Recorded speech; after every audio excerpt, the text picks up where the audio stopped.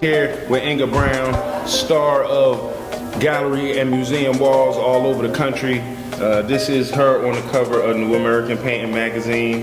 We're just feeling so lucky and honored to have her featured in Juan Gomez's Adjacent Mixtures exhibition, edition 3 or 4 print. It's absolutely stunning, okay? And it's one of the highlights of our exhibition here. Thank you. So, Inga, thank you so much for being a part of the show. You're the best. Juan, you got some questions for Inga? Why don't you hold this for the viewers there?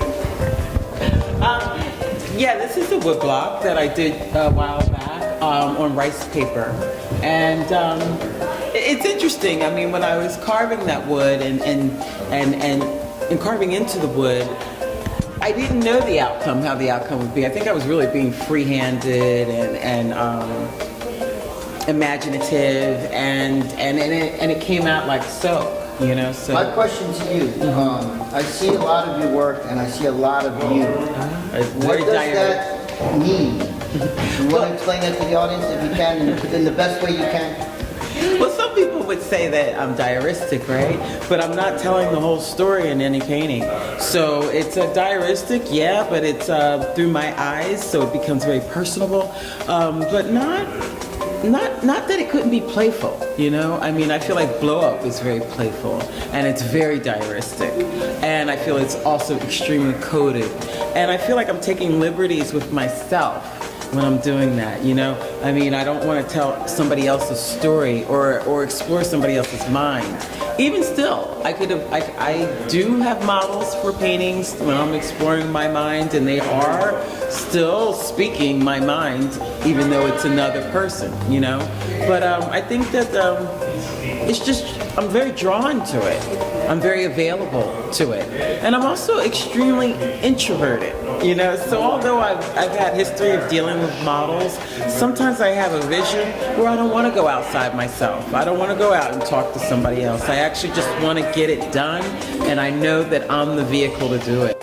We are here at the UpperDarby Gallery, Noah and Shawnette's lovely new gallery up here in beautiful UpperDarby, PA, on the outskirts of Philadelphia. Happy to be a part of this gallery and this show. I have some of my pieces behind us, one of my oil paintings. This piece is called The Triumph of Life Over Death. It's dealing with my yard, which is a big part of our family compound at the Tiberino Museum. I worked on this piece for about 7 years off and on, and finally showed it completely being done at our family show, which was at the African American Museum of Art, I guess about 5 years ago now. This is my homage to my favorite painting, Peter Bruegel, The Elders, The Triumph of Death. So nature pretty much wins out in this piece in terms of the beauty. Peter Bruegel's piece is very dead. You can see the death everywhere.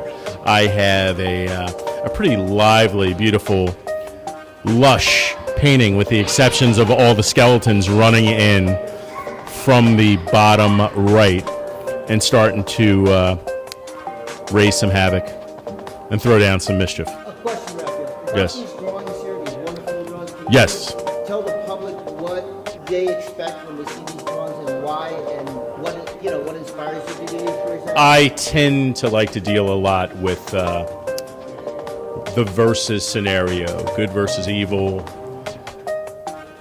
man versus female, angels versus devils, and so on. So I always like that contrast of one energy taking on or having to deal with or defending themselves from another type of energy.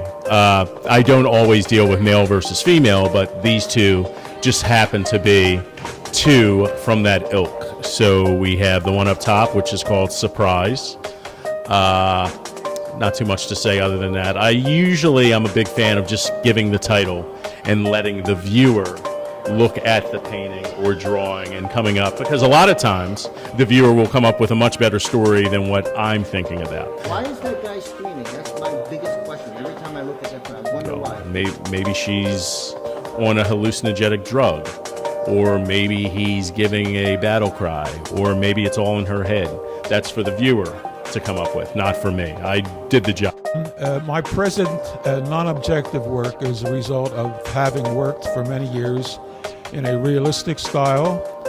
However, over a period of time, I think I've explored to my satisfaction that way of working. So now I work in a non-objective way, trying to determine even marks or graphic marks on the canvas to achieve an overall graphic look.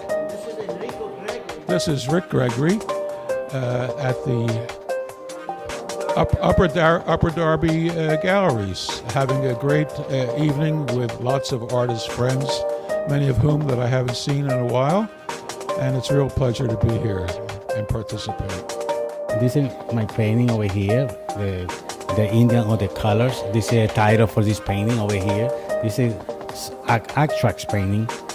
For me, put it over here, colors, this is my inspiration, the abstract. And this painting, I put a bunch of colors over here, put it together. I put the face to the Indian guy over here. It's why I put all the Indian or the colors. This is a title for this painting over here. But this is my inspiration and the abstracts. This is my style for this painting.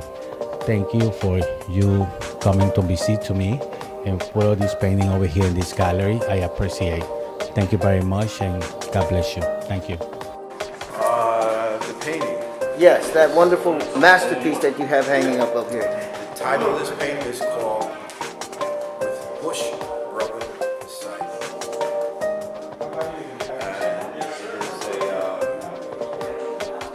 It's a combination of abstraction and, let's say,